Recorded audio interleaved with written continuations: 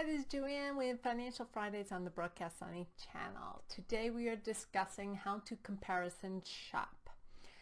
Now you probably already know this, but just to be on the safe side, comparison shopping is when you're comparing products and services and getting deciding upon which one you want to purchase.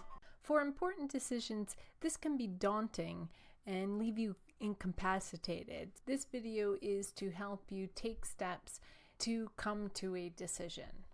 First, list the qualities most important to you for the product or service that you are looking into. Second, order the qualities by importance, most important first.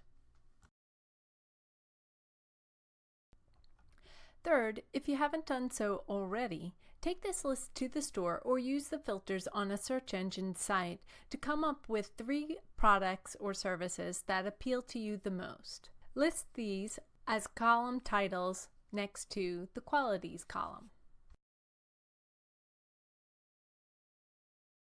Fourth, how do these products or services stand up to your qualities list?